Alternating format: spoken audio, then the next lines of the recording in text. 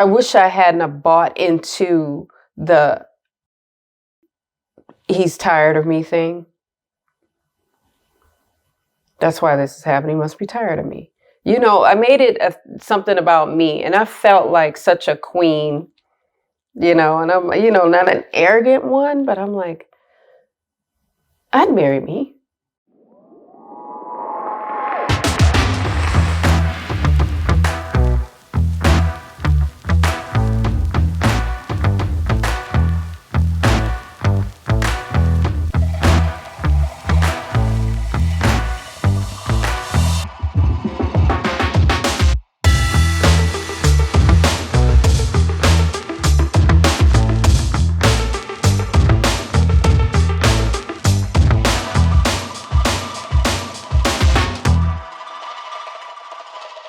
Assalamu alaikum, peace. It's Fatima, Coach Fatima, 1/3 of Outstanding Personal Relationships and co-author of Let's Talk Polygyny Uncensored.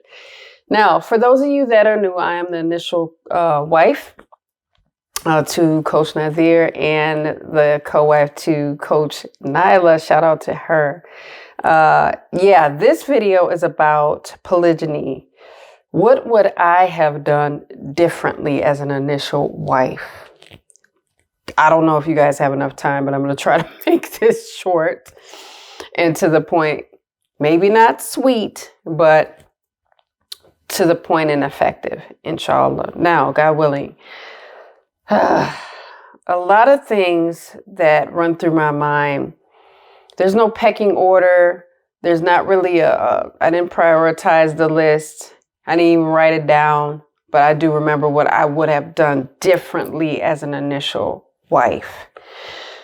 And some of those things, thinking back on it, would have not been easy. Just because I would have redone it or maybe applied it does not mean it would have been easy, nor does it mean it would have been successful. It does mean I would have took a little bit more time to process things before I said things. You know, I would have practiced more self-awareness. Now, let me give a disclaimer for what I'm about to say. Now, some people won't agree with anything that we say simply because it's us saying it. It's all right, honey. That's not a me thing. That's a hater thing. I don't have anything to do with that. However, I'm telling you my story. My story is my experience. And in my life, I have accepted the fact that I acted ugly sometimes and I acted great sometimes, and I'm a person. So I own the fact that I'm a human being. And if somebody feels as though there's a way to perfect being a human being, I think you better think twice, because you're not going to get that.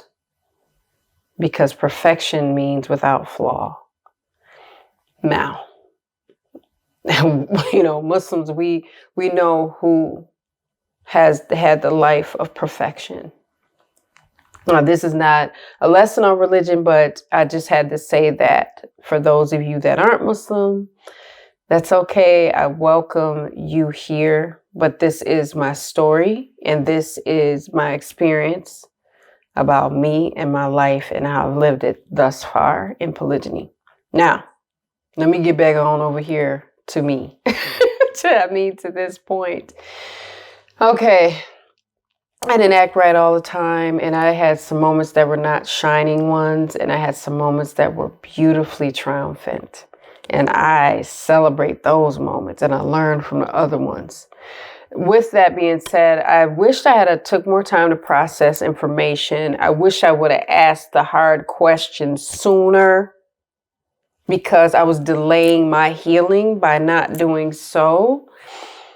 Those are a couple of things I would have redone. I would have went with my gut on some things instead of living in blissful ignorance, which for me was completely out of control because I like things to be planned. I like things in order. I like my spaces to be clean, neat, and orderly, but I wasn't thinking on those same terms with my headspace. My house was spotless, but my mind was chaotic. My thoughts were chaotic. My heart was chaotic.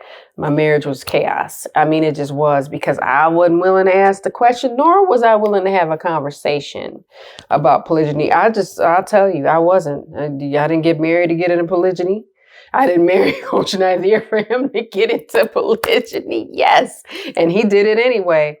And it wasn't an overnight decision. It wasn't a knee-jerk decision. It was thought out, but it wasn't the way I thought it should be. And he's spoken about that. And he's a grown man, and he's able to tell his own story. And he's told it here on YouTube and on Facebook. So hey, shout out to that brother, because I don't know how many men, and shout out to them that would sit there and do that, to just be ripped apart by the internet and the people that know of him in the city where we're from, and sit there in front of a camera, record himself telling him his truth. I mean, it's just not, when we started OPR, it's not just something that we were like, yes, yay, let's expose ourselves to the entire internet. It just wasn't that. It was help people.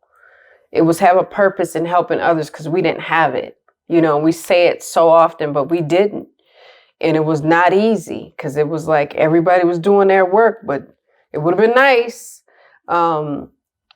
to have someone or a platform or support in the community to help with it, to not make it as bumpy. So that's why OPR was born, out of sheer willingness and drive and motivation to help other people. Alhamdulillah. Now, so I would have had hard conversations. I would have listened better. I would have tried to become like in some of my better times, I would have rathered I had been more reasonable or open, because I'm like, I kept asking Coach Nadir questions, like when I got up the courage to ask, because I was scared of my own questions and scared of the answers he would give me. So then I was just not going to ask. But then you can't get mad when something come up and then you didn't ask, you wouldn't let me tell you. I mean, life doesn't work that way. I wish I would have asked more questions. I wish that I would have prayed more, reached out to friends more, not been such a hermit in the house. I like going out. I like having fun. People do get on my nerves if they're too loud and I don't know what you're doing over there, but I'm an extrovert, so I feed off the energy of other people sometimes, but I know when to go home too and decompress. So being an ENFP, I'm an extrovert, but I'm more introvert. I lean more toward being an introvert, because I have to be alone a lot to decompress, process information, create, meditate, have time alone, breathe, pray. I have to have so much time to myself without being selfish or looking as though I am. Like, forget y'all, good luck with dinner. I mean, I'm not that, but I know when I need to go somewhere and sit down and be quiet. That's it. And I have every right to go sit down and be quiet, just like anybody else. I wish I hadn't have bought into the he's tired of me thing. That's why this is happening. He must be tired of me. I made it something about me, and I felt like such a queen, and I'm, not an arrogant one, but I'm like, I'd marry me. What's the problem? And then I would lose sight of facts. I'm like, you'd marry you. He married you. He asked you to marry him. What are you talking about? I mean, it just became a conversation in my head of, what did I do wrong? Even though he said, you did nothing wrong. I'm like, no, he lying. I had to do something wrong. What is it? I mean, I put so much pressure on myself. I put all this pressure on myself, and nobody asked me to. Nobody said, well, girl, you probably messed up somewhere along the line. Nobody said that. They were trying to figure out why it happened. They were like, well, what? Good grief. What was the problem? You just do everything. I mean, it seemed. And then I had to really discover what I loved about me again, without, again, arrogance. It's not a thing about arrogance. It's a thing about self-esteem. because the one that destroyed my self-esteem most was me. And I had to figure that out. I was like, nah, girl, that was all you. I know you want to blame it on him. You did that. That was your artwork. It was a disaster. So having conversations with him about, I remember one day he had brought my bonus son over, and he was a goober, a baby. I call all babies goobers. He was a baby. And I was glad that he had met my kids with Coach Nadir, so his siblings. That was awesome because they needed it. And I said, this is not about the kids accepting baby. It's about me accepting baby, because kids going to play with kids. And kids going to play with babies, no matter who their parents are. People stop children from playing and hugging and showing each other affection. You know, so I knew I didn't want my children to experience that. So I was like, this they baby brother. I don't care who the mama is, the whatever. You know, in my mind back then, I was like, I don't care who his mama is. I don't care if we don't talk. I don't care if we never talk. That's their little brother. And they're going to see him. And I told him, I said, it's about me accepting him. It's not about the kids accepting him. And he just nodded yes. And I'm like, oh, no, we accept baby. You know, maybe I'm not there with moms yet, but I'm absolutely, you know, we accept baby. So that felt so good to get to that point, to say that, to be in a family that didn't let me see my siblings because they couldn't get along with mothers, fathers, baby daddies, husbands, wives. I mean, it was just the freaking war of the roses being in that family, because my mother had 5 kids, 4 dads. My dad had 5 kids, 4 women, and I was the second on both sides. And when I tell you, these people did not like each other. And so I didn't get to see my siblings. So that's one thing that I really, really wanted my kids to have. Though it's weird for a kid, you know, or a baby to look at you and go, who the hell are you? You know, because I'm not his mother, and everybody in my house, I was their mother. And he's like, ooh, and then he'd start to cry because I'm like, he doesn't know us. And then he got to know us. And then I got to hold him, and I got to have a relationship with him, and I still do.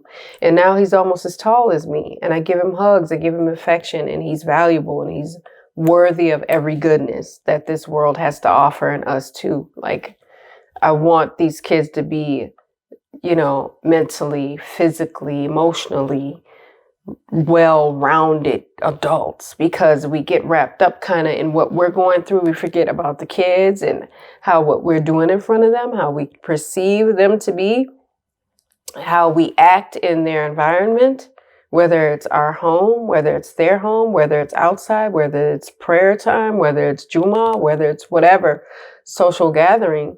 They want to be seen and be valued just like we do. So I knew that was important. You know, now when you be naughty, that goes for my children, my bonus babies, whoever, Fatima gonna tell you, don't do that. You know, don't do that. And I'm gonna tell you, mama. And I'm gonna tell you that. So, and that's a rare occasion that, you know, we've ever had any of that. Maybe we'll talk about that more here. Polygyny and disciplining each other's children. And these babies are all in our family. They're our children, you know. I may not be their mother through biology, but I am looked at as a mother figure. They call me Fatima. My younger ones say Naila, which is great. My older children, of course, they say Sister Naila. Because they're grown. They're grown old women. Like, they're not old, but they're older. So that's so awesome, and it feels good. But that's one of the things that I wished, you know, I could go back and change. And I don't dwell on it. I just go, that could have been done better.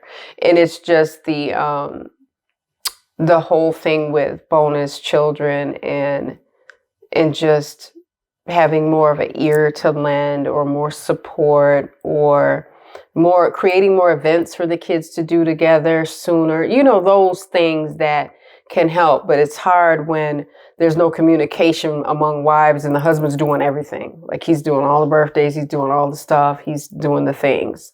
So that's not always, I'm sure, I can't imagine the pressure that places them under. And we always say, oh, you did it, you figure it out. No. The way this is successful with our family is that it wasn't just on Coach Nadir at a certain point. It's like, I got to get in the game. We get in the game. We get in the family. We get active. We we work. We celebrate. We uplift. We co-parent. We parent. We mind our marriage. We mind our own business. We stay out of stuff that doesn't involve us. I mean, it's so many things that the three of us collectively do to help this family work, and that our children do.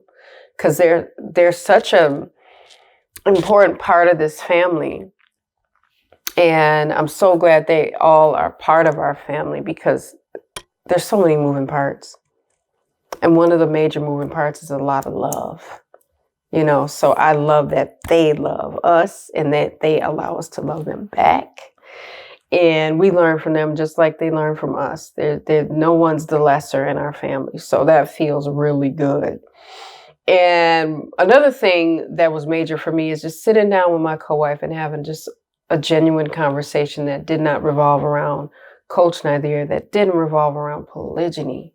It's just getting to know one another as people, as women, as wives, as far as the rights go, as sisters, as daughters, as what's her siblings like? What are my siblings like? Where do you fall in line in your family? What were your parents like?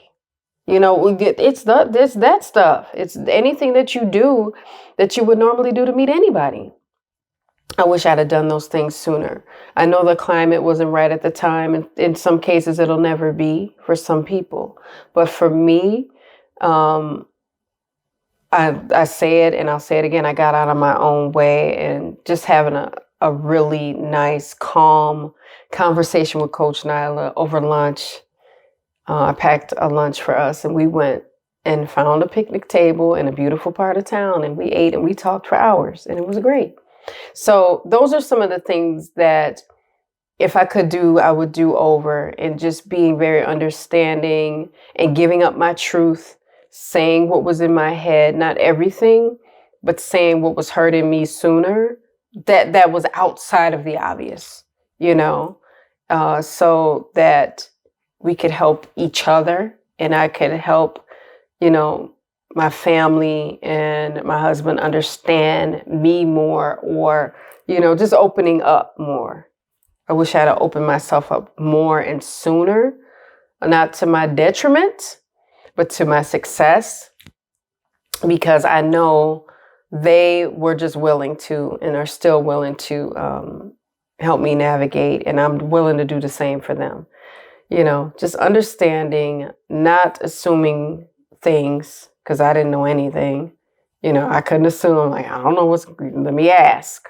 Let's sit down. Let's have the conversation. Let me be heard and let me listen equally. So those types of things I wish I had done more, This list is not super long. If I did have this list super long, I'd be sitting here all day. So just for clarity, once again, for those of you that are new, I'm Coach Fatima. I hope you guys got some gems. As I always say, because that's what I always mean, we're here to help in the best way that we know how. Shout out to Coach Nadir, my awesome, awesome co-wife, Coach Nyla. I'm going to leave you guys with a little GLC, but before I do, make sure you're following us on our socials. So at Outstanding Relationships on IG, follow us there, and Outstanding Personal Relationships on YouTube and Facebook. Now to the GLC, make sure you're growing intentionally, loving fearlessly, and connecting on a higher level every single day. I will see you guys in the next one. Assalamu alaikum. Peace. Here are 3 ways outstanding personal relationships can help you. Make sure you guys are following us on our social medias at Outstanding Personal Relationships on YouTube and Facebook, and on IG at Outstanding Relationships, and also Clubhouse under our names. And make sure you go to outstandingpersonalrelationships.com and sign up for our email list. And there you will get updates on our new book, Let's Talk Polygyny Uncensored. Absolutely. And last but not least, when it comes to coaching or counseling, if you want to work with us one-on-one or in group settings, make sure you're on that website and reach out to us, because we do have very limited spots and we usually have a wait list. So with that being said, GLC. Make sure you are growing intentionally, loving fearlessly, and connecting on a higher level every single day. Assalamu alaikum. Peace. Peace.